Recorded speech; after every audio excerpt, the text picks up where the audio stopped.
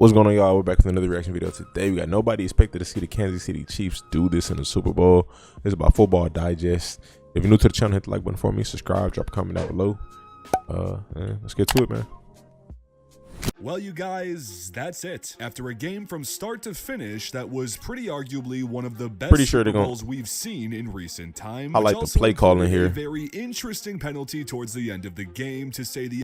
I ain't gonna lie, bro. It's so much controversy around this. He is holding him. I don't get it. You know, he's holding him clearly right here. It's so many screenshots that this just is out there. You know, and then he came out and said he held him. Like, you know, like. I don't see the controversy to it. Just my opinion. I think it's clear, you know. If it was my team, I'd say the same thing, you know. Just what it is. The absolute least, but I will let you guys go at each other in the comments over that. Nonetheless, though. Now, as far as calling flags, that's a different story, but that was a hold. That's all.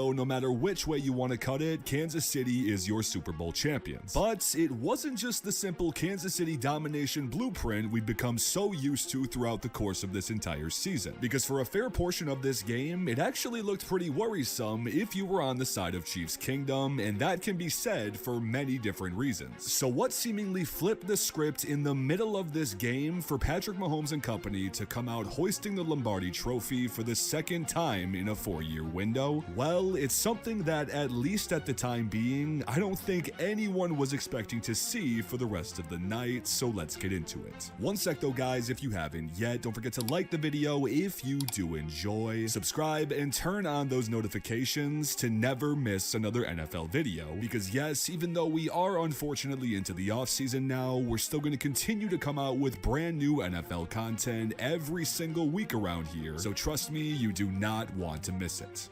Now, to get back on topic with the Kansas City Chiefs, if there was one storyline to focus on heading into this game more than anything else, I think it's fairly easy to say it was the historically great offenses for both teams heading into this in their own respective rights. Because of course, as most of us know, with the Chiefs being so heavily predicated on the air attack, which, may I remind everyone, was the clear-cut run. I had a feeling he was gonna talk about this.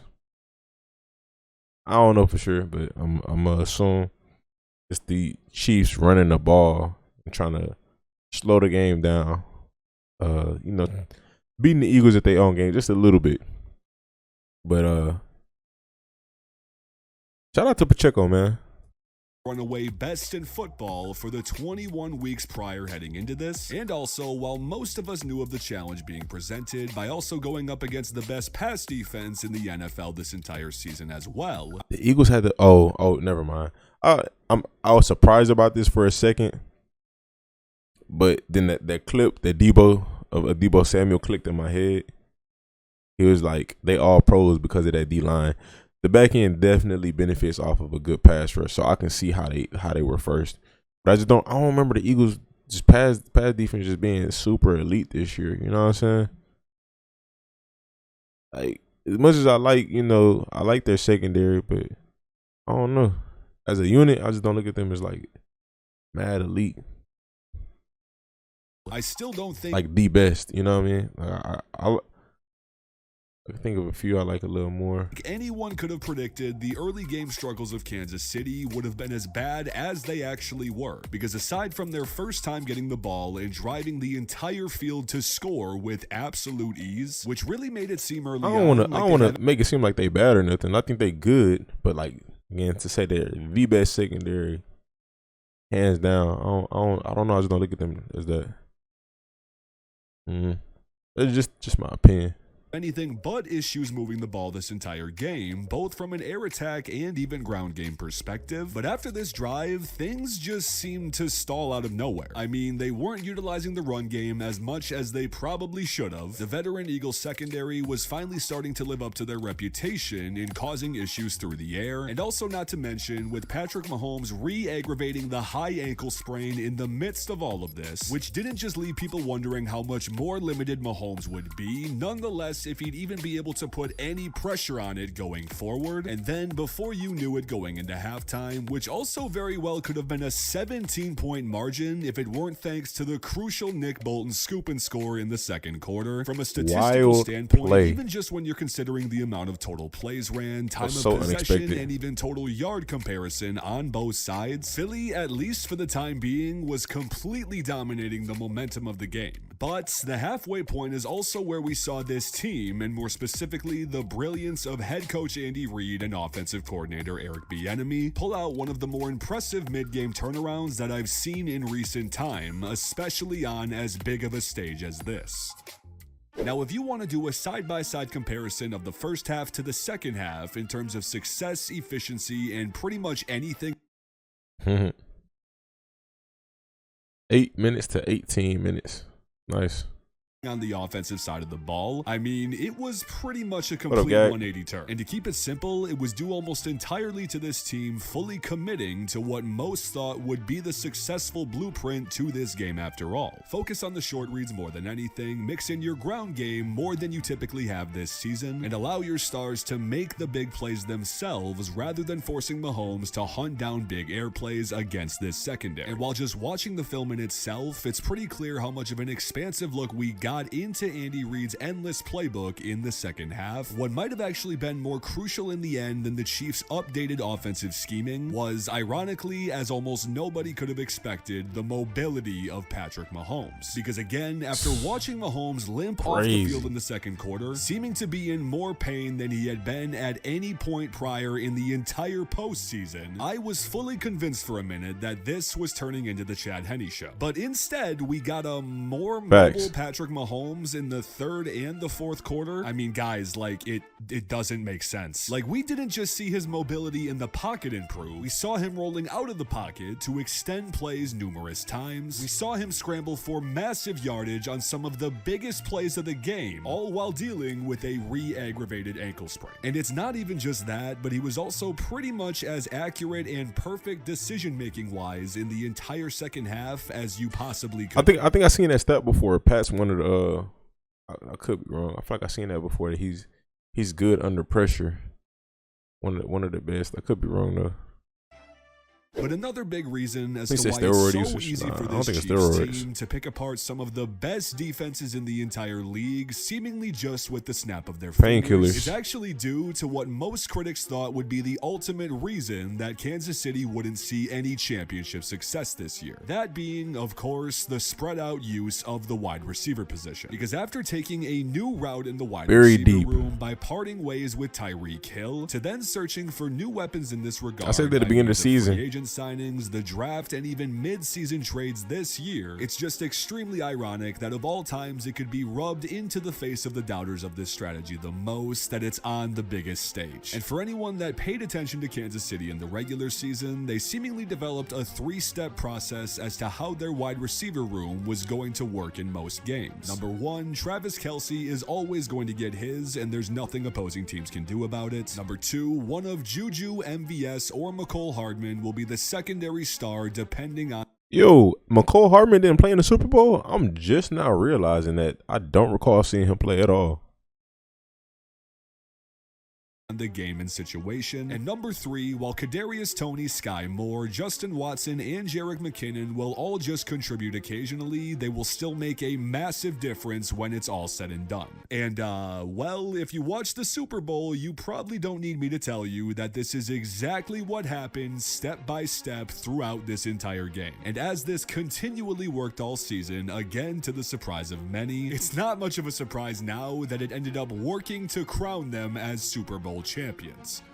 And even while the run game, when used, really couldn't have been any better in terms of moving the field for these guys when it actually mattered, you absolutely cannot talk about that without also singing the praises of the Chiefs' offensive line. Because again, even from this perspective as well, going up against one of the best quarterback and run pressuring defenses, 8th in points per game allowed.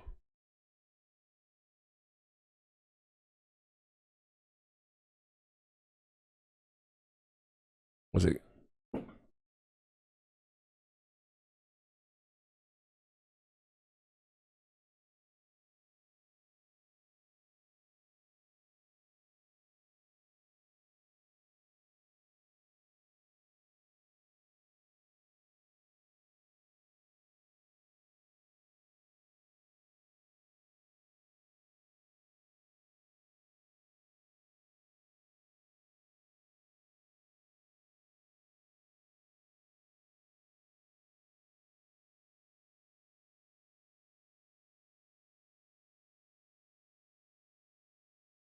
I appreciate you. Okay, so 8th in points per game allowed, 1st in total sacks, 1st in pass yards allowed, 4th in turnovers forced. 8th in points per game allowed. That's pretty good. But I was a rush defense. That's a key thing too. I feel like the Niners have one of the best overall defenses. Like they really stand out to me. Who's another like overall? Like they just have pretty well-rounded defense. I'm trying to think. We saw in the entire league this season, and to not allow a single sack the entire game on your already hobbled quarterback honestly seems worthy of giving a Super Bowl MVP to the entire offensive line in itself. But also with the opportunities and running lanes that they consistently created for the entire game for both Pacheco and McKinnon to absolutely thrive when they were given the ball. Even though yes, we have been seeing people give them their flowers, I just don't think it's possible to actually give them enough credit that they actually deserve for the difference they made in this game, because that difference was seen in literally all facets of the offense. But also, even from a defensive perspective, while I know it seems hard to praise this side of the ball when you give up 35 points in the biggest game of the year, but again, if you want to compare the first half to the second half adjustments that AJ Brown, I need to do a wide receiver tier list pretty soon. His performance, man, just overall this year and in the Super Bowl, he up there. I feel like the top 5 receivers in the league right now are just so elite, like just dominant.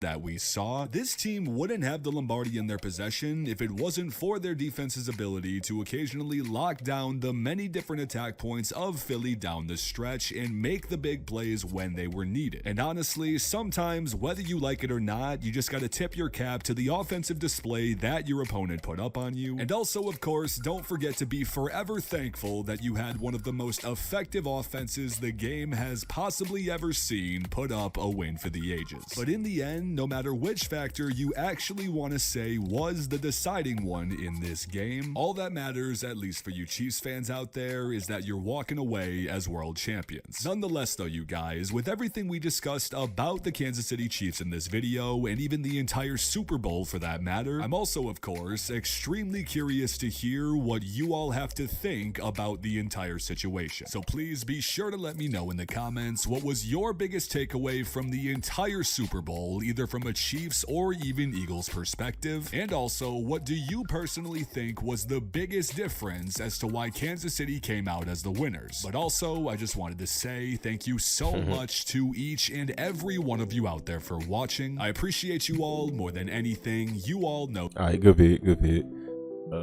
GV. We'll end it there. Let me know your thoughts in the comment section. It's actually a pretty good vid. I feel like I wanted to react more than I wanted to comment. But hit the like button for me, subscribe. Again, shout out to Football Digest. Stay tuned, stay blessed. You done messed up, Aaron! Ain't no need to play games. I'm cool with zeros on the stat sheet. I don't care if you knew Patrick Mahomes. Them lies you telling won't get past me. If it's meant to be, I'm not gonna ask for a second chance. I'm only gonna ask you once after that, then it's out my hands. I'm not gonna question, just accept it, part of God's plan.